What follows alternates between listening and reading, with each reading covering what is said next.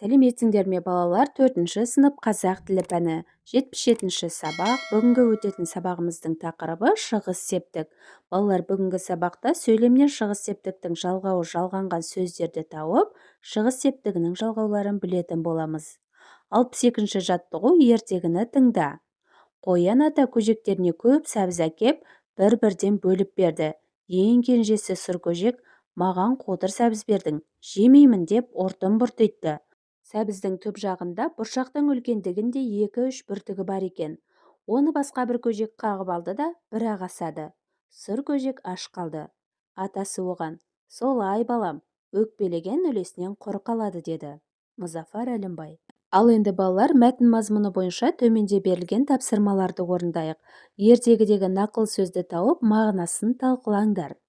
Балалар, ертегідегі нақыл сөз өкпелеген үлесінен құр қалады деген еді. Бұл сөз адамның орынсыз өкпелеп, қолда барға қанағат етпеуі өзіне ғана зиян екенін білдіреді. Мысалы, ертегідегі сұр көжек сәбіздің кішкене мінін көріп, одан бас тартты. Нәтижесінде ол сәбізді басқа көжек жеп қойды да сұр көжек аш қалды. Яғни балалар, өкпелеу арқылы адам өзіне тиесілі мүмкіндіктен немесе сыбағадан айырылып қалады екен. Келесі, балалар өздерін көжектердің қуанғанын немесе ренжігенін ишара арқылы көрсетіп көріңдер. 63-ші жаттығу: жұмбақты оқып, шешуін тап. Аттан биік, қойдан аласа. Жұмбақтың шешуі ер-тоқым. Қарамен жазылған сөздерге сұрақ қой. Олардың қай септікте тұрғанын айт. Балалар, жұмбақтағы қарамен жазылған сөздер аттан, қойдан деген сөздер. Неден? Аттан. Неден? Қойдан. Яғни балалар, бұл сөздерге неден деген сұрақ қойылып, шығыс септігінде тұр екен. Олай болса балалар, ережені мұқият тыңдап, есімізде сақтап алайық. Шығыс септігіндегі зат есімдер кімнен, кімдерден, неден, нелерден, қайдан деген сұрақтарға жауап береді. Шығыс септігі атау септігіндегі сөзге нан, нен, дан, ден, тан, тен жалғаулары жалғану арқылы жасалады. Бұл жалғауларды шығыс септік жалғаулары деп атайды. 64-ші жаттығу: мәтінді көшіріп жаз. Ақбөкендер елсіз даланы мекендейді. Топ-тобымен жайылады. Қақтан немесе суаттан су ішеді. Қауіп төнсе, лезде көзден ғайып болады. Мәтіннің авторы Шерният Серімбетов.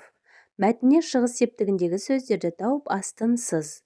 Балалар, мәтіндегі шығыс септігіндегі сөздер қақтан, суаттан, көзден деген сөздер. Қайдан? Қақтан. Неден? Суаттан. Неден?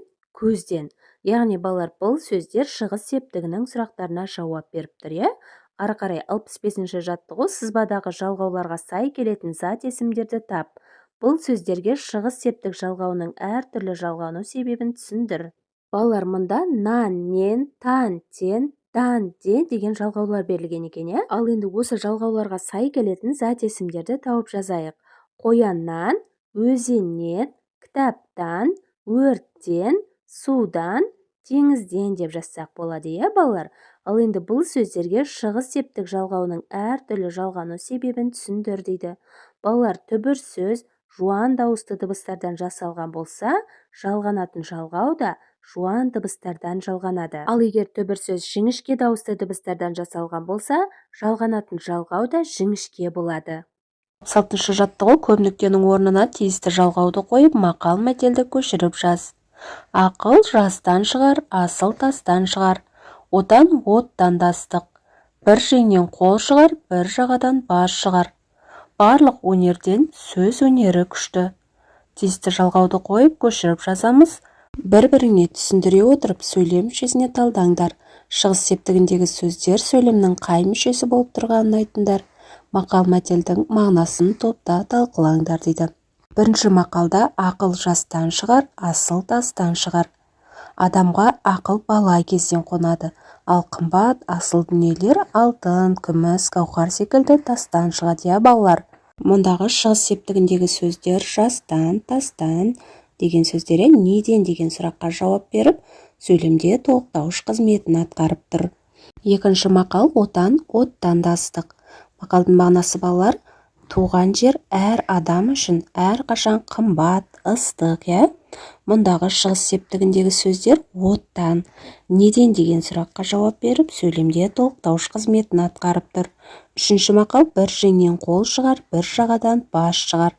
Бұл дегеніміз балалар бірігіп бір істі бітіру деген мағынада айтылып тұр.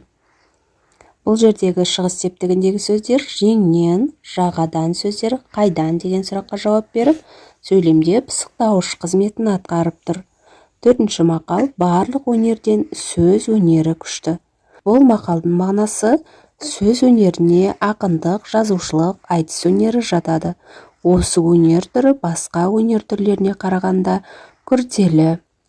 Мұндағы өнерден шығыс септігіндегі сөз неден деген сұраққа жауап беріп, сөйлемде толықтауыш қызметін атқарып. 67-ші жаттығу берілген сөздердің шығыс септігінде тұрған дәлелде.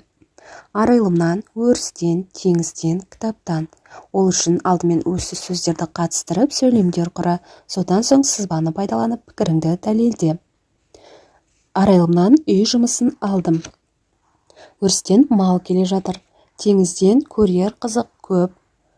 Керек білімнің бәрін кітаптан табуға болады деп сөйлем құрасақ болады. Арайлымнан, өрістен, теңізден, кітаптан сөздері шығыс септігіндегі сөздер. Өйткені олар кімнен, неден, қайдан деген сұрақтарға жауап беріп, нан, мен, ден, тан деген шығыс септігінің жалғаулары жалғанып, сөйлемде тұрлаусыз мүше болып тұр. Мінекей балалар, осымен бүгінгі сабағымыз аяқталды. Сендерге барлық тапсырмалар түсінікті болды деген ойдамын. Балалар, келесі жаңа сабақты жіберіп алмау үшін каналға тіркеліп, қоңырауша белгісін басуды ұмытпаңдар. Келесі жаңа сабақта кездескенше сау болыңдар.